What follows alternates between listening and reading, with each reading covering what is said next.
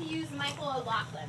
Michael O'Loughlin fought with the 13th Massachusetts, north of town. He will be hit in the leg. Now, if you're hit in the leg, you're not able to hobble back. Say if you're hit in the arm, you can hold your arm and walk back, say after you get dazed from the wound. Michael O'Loughlin will have to lay on the battlefield for a while.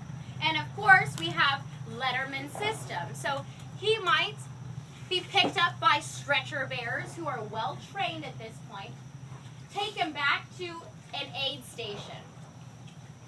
At this aid station is where the triage will happen. So these are the close buildings, the buildings nearest to the fighting. So like an aid station on July 1st will be McPherson's farm. An early aid station will also be the Lutheran Theological Seminary, the McLean barn. These are all where men will go to receive that triage, which we still have today, that began during the Civil War. So at that triage stations, those regimental surgeons, because Letterman also set up a system of surgeons that go from corps to division, brigade, and then regimental. These regimental surgeons will look at him, and they'll separate him into one category out of three. So the first one is, oh, you got a little scratch. Let's patch you up, get back out there. I know, right? It's like T-ball. Go ahead. And then next, those are the reenactors. Don't worry, it's not real. Next, the second category will be, you need further treatment.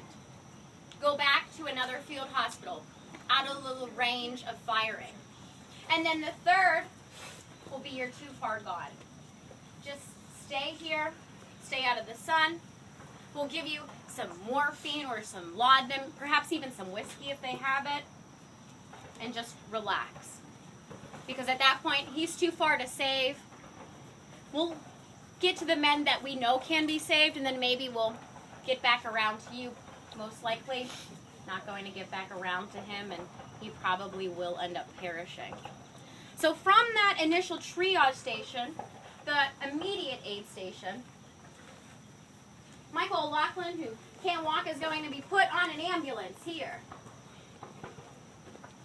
He's going to be loaded up along with several other men, and then it's going to ride down the street. He ends up going to the Christ Lutheran Church in town. You can imagine with a shattered leg how bad that's going to hurt, going down cobblestone roads.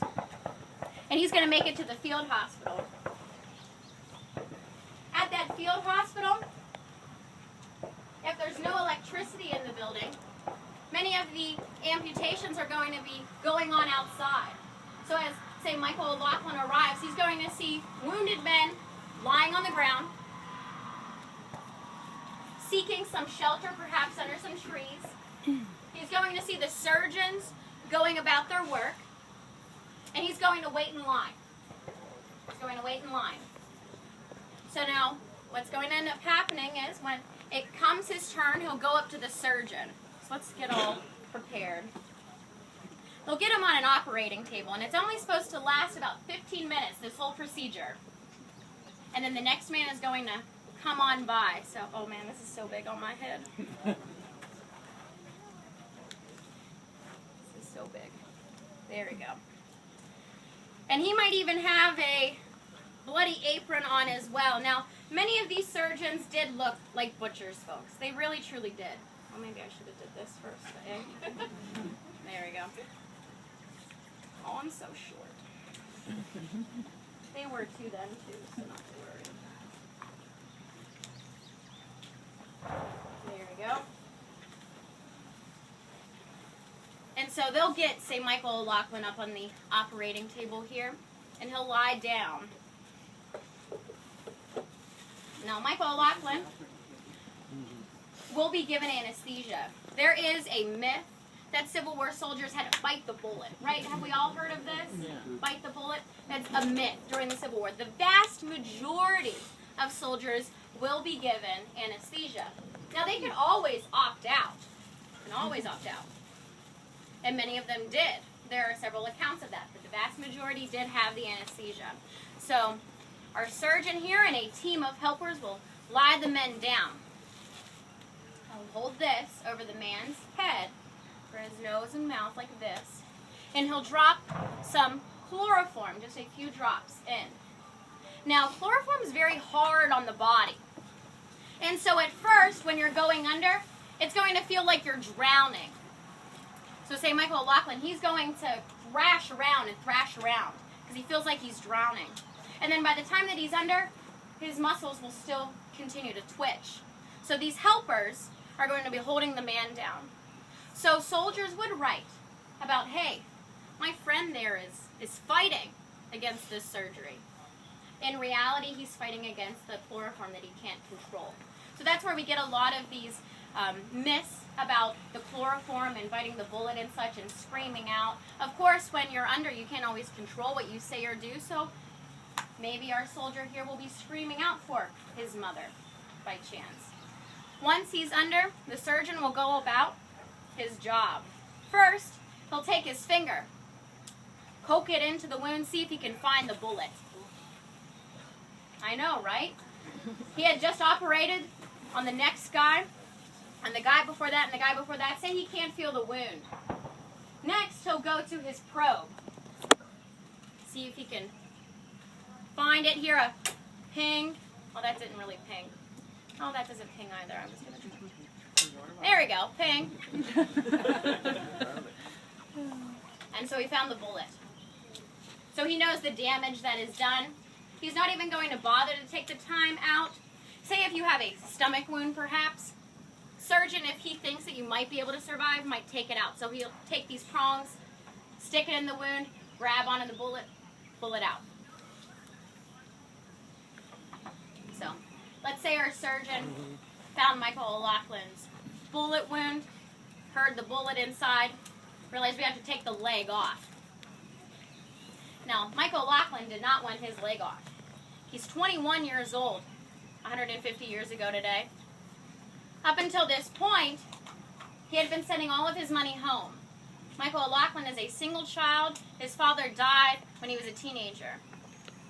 The only way his mother is living is through the money that he's receiving once a month, $13 a month as a private in the Union Army. So he pled with the surgeons not to take his leg off. Ultimately, they will. When they start, they'll start just with a scaffold. They'll cut along a bias. Then, when they cut the skin, they'll get down to the fat and muscle. So we need to get down farther to the bone. Once they get down to the bone, I hope no one's like faint of heart over this. I'm going to try and keep it as PG as possible. They take the flap off, flap of skin, over, expose the bone. This is when the big saw comes in, right? Oh, man. Takes the bone off. And of course, we need to file down the bone so that it doesn't poke through the skin, doesn't do any more damage. So we'll file that down too. While the skin is still open, we'll have to pull the arteries and veins. Find one, pull it out. Take either some silk or horsehair. Confederate Army used horsehair a lot because they didn't have the money for silk or thread. So they would boil the horsehair to soften it up. What did that do to the horsehair? Disinfected it. Yeah, cleaned it. So it actually was good for the soldier if he had the boiled horsehair. So pull it, tie it off, and leave the string out, the slip knot, so that it could come right off later. Those strings will remain out for the next several days. Afterward, the flap of skin will go around the stump, sewed up, and then they will paint the wound with acid to cauterize it. Now, at first, these surgeons would wake up the man that had just been amputated. Chloroform's pretty easy to wake up from. Shake real hard. Get him off the table because the next guy has to come. Remember, every 15 minutes we have to keep this going. They would wake the guy up first, and then they would paint the wound. Can you imagine how bad that would hurt? Of course, we're improving during the Civil War. We're trying to save lives, not harm lives. They'll realize we should keep the guy under first and then paint it that way. Wake him up, he'll go and recover.